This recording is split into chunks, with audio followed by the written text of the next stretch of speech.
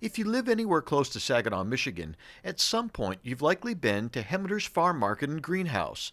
It's said they grow the finest sweet corn, tomatoes, and strawberries money can buy. But with the fall season in full swing, it's Hemmeter's pumpkins getting all the attention. George Hemmeter is the third generation to farm his land, and pumpkins are his passion. For years he grew them for wholesale, but eventually he discovered that selecting specific seed and crossing them with others was a lot more fun. So I got the pumpkin out of New York. I got all these pumpkins, and I bought the seed and did like 50 different seed out there. And then I selectively saw these, and I said, this would be a good one to breed, this one over here. So I started, and I know right where in the field over here, the first ones were right over where that corn is. And that was the first year. And I walked the line like I did here to get these, and I selected.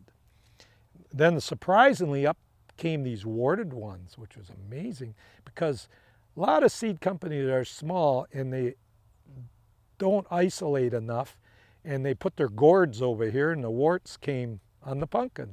Then the next year I had the ones I wanted to cross along that fence row over there. The reason for that is when the bees go, they can't get beyond that, so they go, and the better I got to the edge, the better they got, because there was no pumpkins beyond that edge. So they carried their pollen just that far and back. But you must have a cross.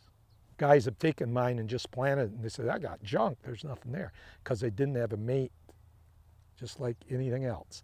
So along there I selected beautiful stuff. I was amazed.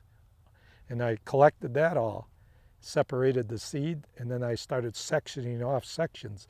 And I got maps of it in the field. I had an acre section down there, and an acre there, an acre here, an acre there, an acre there, an acre there, all with corn around it. And they were all isolated so the bees could do their work just in that area, most of them. But you'll come through this field right now and you'll find there is some here, warded ones that came from the whole way up front. That darn bee, them darn bees, I can't train them. 8 years ago, George's seed salesman came to his farm to get a look at what he had developed, and as George said, it was like a light bulb went on in his head. The rep from Harris Moran Seed Company had George send seeds to their research farms in both Florida and California, and they were thrilled with the results. Today, they have patents pending on 3 new pumpkins developed with the help of George's genetics. The first one is Cronus, and that's the extra large. Reha is the new 40 count. And then the next one was Warty Goblin, the one with the warts, because I kept sending warty material. And then he came up with it 3 years ago in the trial, and I just about collapsed over to Benton Harbor seeing this. And you are pursuing my stuff? Yes, I am. He loves it.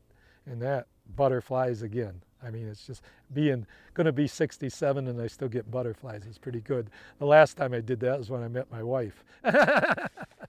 George Hemmeter says his success in the development of pumpkins rests squarely on the shoulders of Ted Superack of Harris Moran, referred to by his employer as single-handedly making the Harris Pumpkin Program the most successful in the world. It's something George would concur with and humbled to be a part of.